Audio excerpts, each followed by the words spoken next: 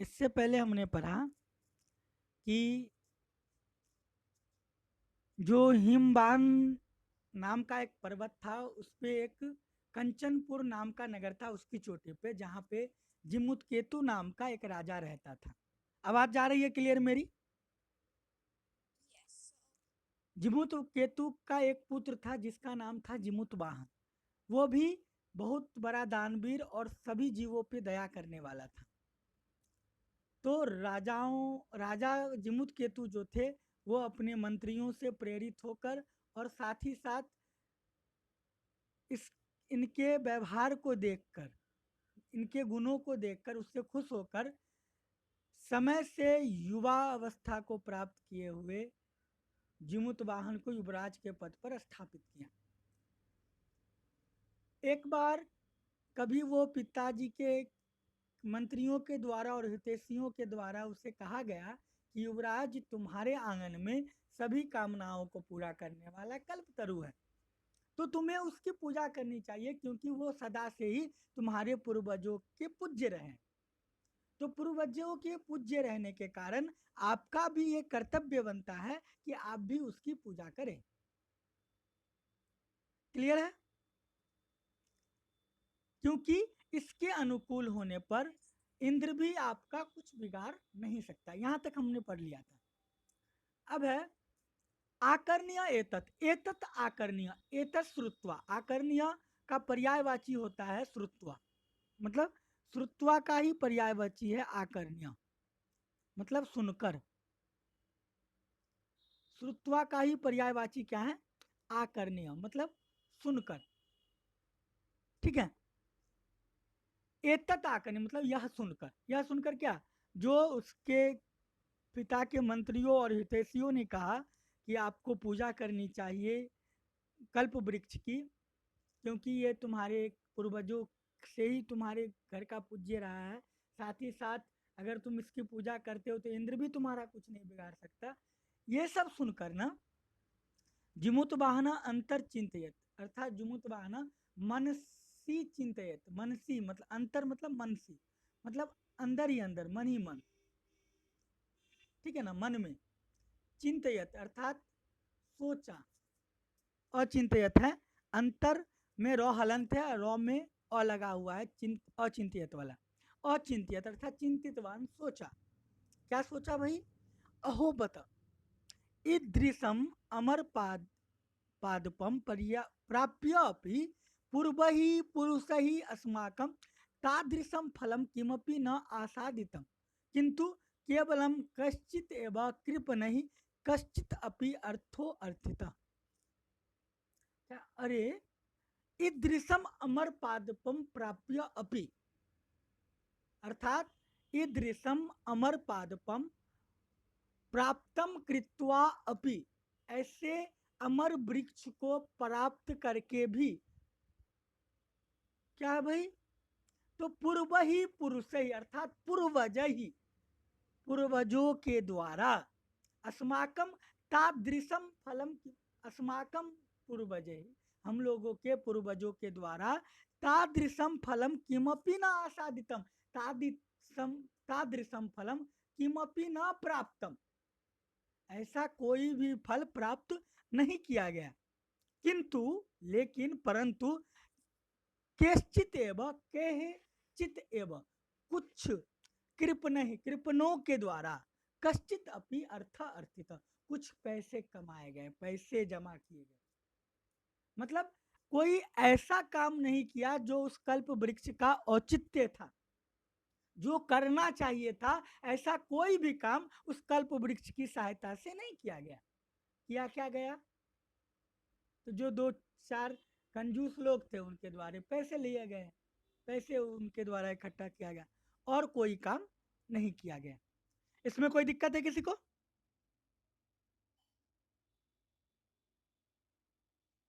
इसमें कोई समस्या है? चलिए। तत् अहम अस्मात् मनोरथम अभिष्टम साधयामी इति। इसलिए अब क्या करना है कि अब मैं जिमुतवाहन इस पेड़ का जो अभिष्ट है, अपने मनोरथ को साधूंगा, अपनी मनोरथ को पूरा करूंगा इस पेड़ की सहायता से। एवं आलोच्य, एवं विचार्य, ऐसा विचार करके, ऐसा सोच करके, सह पितु अंतिकम अगच्छत। अंतिकम मतलब होता है निकसा, निकट। तो पितु अंतिकम अर्थात पिता के निकट आगच्छत, गया, आया। उसने विचारा कि मैं जो हूँ वो इस पेड़ के लिए का जो औचित्य होता है, पेड़ से जो उचित फल की प्राप्ति होती है, वो मैं प्राप्त करूंगा, अपने मनोरथ की सिद्धि मैं करूंगा। और यह विचार करके वह पिताजी के पास जाता है। इसमें कोई दिक्कत है?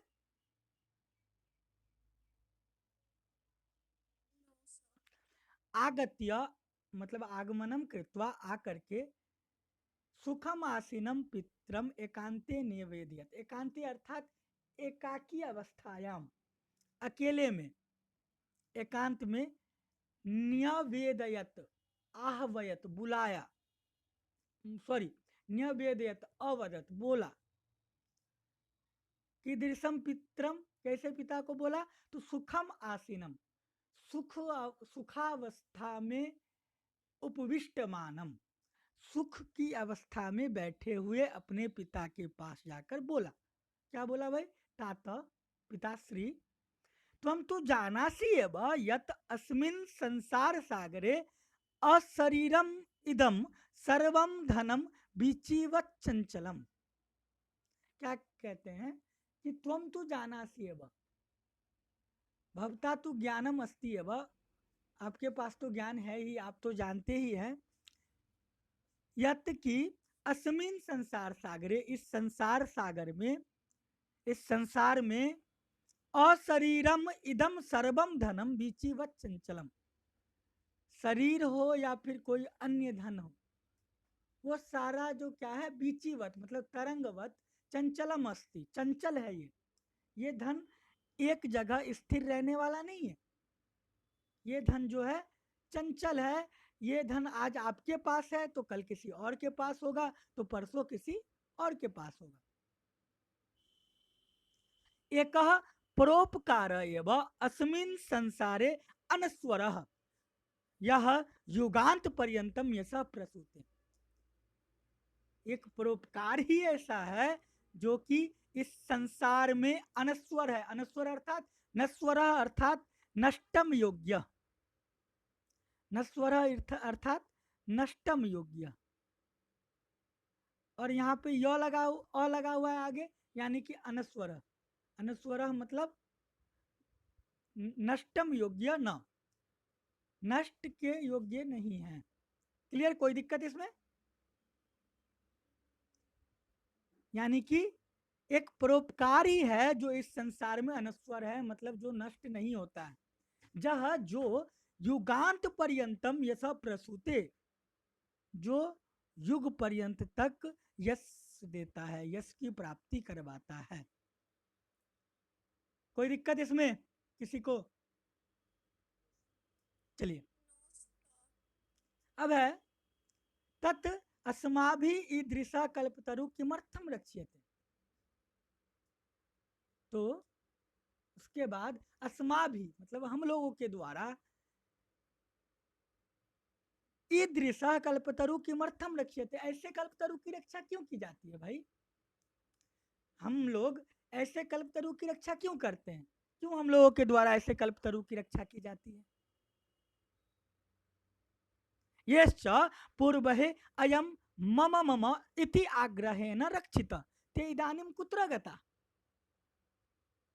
और जो लोग अभी तक, जो हमारे पूर्वज हैं, पूर्वजों के द्वारा अयम मतलब यह, अयम कल्प वृक्ष, यह कल्प वृक्ष, मम मम मेरा, मेरा, यह मेरा है, यह मेरा है, इति आग्रहेण रक्षित, ऐसा सोचकर, ऐसे विचार करके इस पेड़ की रक्षा की गई कि यह मेरा है।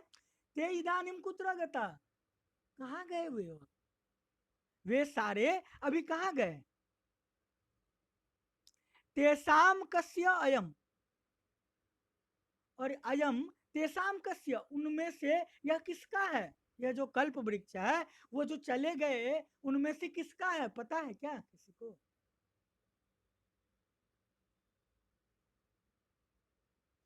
अस्या वाक्य थे। और इसका कौन है? ये किसका है और इसका कौन है कोई? तस्मात् परोपकार एक फल सिद्धये त्वत् आज्ञा आज्ञया इमं कल्पपादपम आराधयामि। तो इसलिए अब क्या करें भाई? तो कहते हैं तस्मात् परोपकार एक फल सिद्ध है, एक फल की प्राप्ति हेतु। कौन सी फल? तो परोपकार की।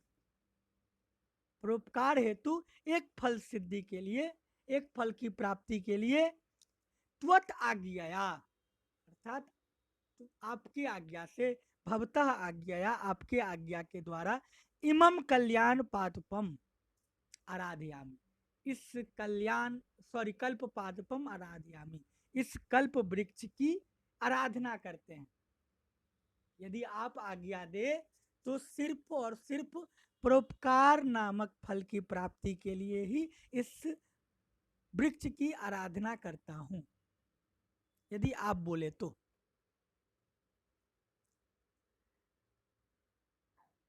क्लियर? इसमें कोई दिक्कत है किसी को इतना तक में?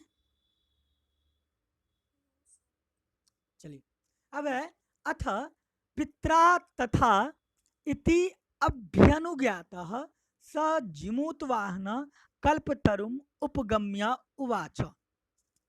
अथ उसके बाद सॉरी अथ पित्रा तथा इति अभ्यनुज्ञात,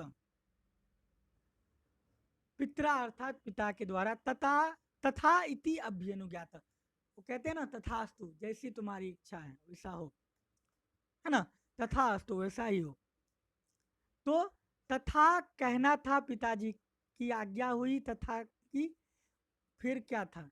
फिर लग गए वो अपने काम में, है ना। फिर शुरू हो गया इनका परोपकार का काम। एक मिनट, चलिए आगे बढ़ते हैं। अब है इति अभ्यनुज्ञाता, यह समझकर पिता की आज्ञा को लेकर स जिमुत वाहन, वह जिमुत वाहन जो था, कल्प तरुम उपगम्य उवाच, उपगम्य अर्थात निक्सा, यहाँ भी है निक्साम गत्वा, उपगम्य अर्थात निक्साम गत्वा। उपसर्ग पर है ना आप लोग? उपसर्ग में जो उप उपसर्ग होता है ना, उप, ये अक्सर अगर शब्द के साथ लगता है तो समीप वाले अर्थ में आता है। हम लोग 3 पॉइंट पढ़े थे उपसर्ग में, याद होगा आप लोगों को।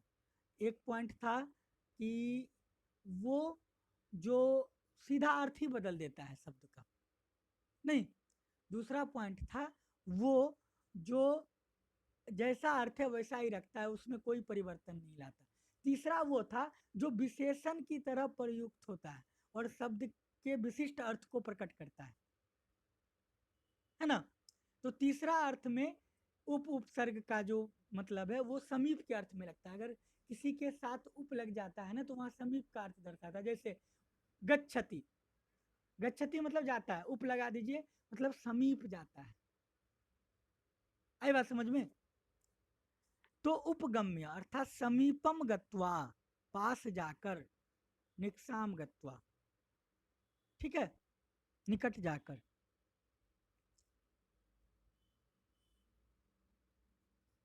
उसके बाद देखिए अब है उवाच, उक्तवान, अवदत, बोला। उवाच का क्या होता है पर्याय? अवदत, उक्तवान। देव, हे देव, त्वया अस्मत् पूर्वेषाम् अभीष्टाः कामाः पूरिता तन्ममैकं कामं पूरय। कहते हैं देव, ये देव, ये देवता स्वरूप, त्वया अस्मत् पूर्वेषाम, त्वया अर्थात तुम्हारे द्वारा, तृतीया विभक्ति है, त्वया अर्थात तुम्हारे द्वारा, अस्मत् पूर्वेषाम अस्मत् पूर्वेशम अर्थात इदानीम पूर्वम, इदानीमतः पूर्वम, इदानीतः पूर्वम अर्थात इससे पहले। अभिष्टाः कामाः पूरिताः, अभिष्टा कामा, इप्सित कामा पूरिता, मतलब जो भी अभिष्ट इच्छाएं थी, स्वभिलषित इच्छा, मनसा विलसित इच्छा, मन से उत्पन्न जो इच्छाएं हैं वो सारे पूरिता, पूरितम कृता, पूरे किए हैं आपने। अभी तक जो भी हम लोगों की इच्छा हुई इससे पूर्व आपने सभी इच्छाओं को पूरा किया। तन मम एकम कामम पूर्या, मम एकम अपि इच्छा अस्ति ताम पूरय, उस इच्छा को पूरा कीजिए। तम पूरय, मम अपि एका इच्छा अस्ति ताम पूरय। यथा पृथ्वीम अदरिद्राम पश्यामि तथा करोतु देव। अब इच्छा क्या थी इसकी, तो कहते हैं यथा, जैसे पृथ्वीम अदरिद्राम पश्यामि, अदरिद्राम अर्थात दरिद्र रहिताम, दरिद्रहीनाम, दरिद्र मतलब धनातहीना इति दरिद्र, धन से हीन, गरीब। तो कहते हैं दरिद्रहीन, तो दरिद्र मतलब गरीब, और दरिद्र से हीन मतलब गरीबों से हीन। पृथ्वी जो है, ये जो धरती है, ये अदरिद्राम पश्यामी, दरिद्रों से हीन देखूं, दरिद्र से हीन हो जाए। तथा करो तो देव, ऐसा कीजिए देव, मतलब कुछ ऐसा कीजिए जिससे मैं इस पृथ्वी को दरिद्रों से हीन देख पाऊं। ये पृथ्वी जो है वो गरीबों से हीन हो जाए, वो धनहीनों से हीन हो जाए, यहाँ पे कोई धनहीन न रहे, सभी अमीर बन जाए, धनी बन जाए। कुछ ऐसा काम कीजिए। इसमें कोई दिक्कत है किसी को यहाँ तक? अब क्या था, ऐसा बोलना था कि हो गई प्रक्रियाएं शुरू। कहते हैं एवं वादिनी जिमुत वाहने, जिमुत वाहने एदम एवं वादिनी, सप्तमी विभक्ति है। जिमुत वाहन के ऐसे बोलने पर, जिमुत वाहने एवं वादिनी, एवं अर्थात इस प्रकार से, वादिनी बोलने पर, सप्तमी विभक्ति एक वचन, जिमुत वाहन के ऐसे बोलने पर, त्यक्ता त्वया ऐसा अहम यातः अस्मि, त्वया त्यक्त अहम ऐसा अहम त्वया त्यक्त, यह मैं त्वया त्यक्त तुम्हारे द्वारा त्यागा गया हूं। मतलब तुमने अपनी इच्छा के लिए नहीं पाला मुझे, बल्कि दूसरों की इच्छा के लिए पाला। त्वया ऐसा अहम त्यक्त, यह मैं तुम्हारे द्वारा त्यागा गया। त्यागा, त्यक्त अर्थात त्यागम कृत,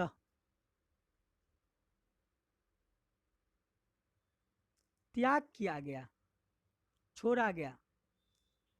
यातः अस्मि, मतलब अब मैं जाती हूं। इति वाक तस्मात् तरह तरोह उद्भूत, ऐसा वाक्य उस पेड़ से निकला, उस पेड़ के शाखा से ऐसे वाक्य निकला कि तुमने तो मुझे छोड़ दिया, अब मैं जाती हूं। उस पेड़ से ऐसी आवाज निकली। छनेन च सह कल्पतरु दिवम समुत्पत्य भूवि तथा वसूनि अवर्षत।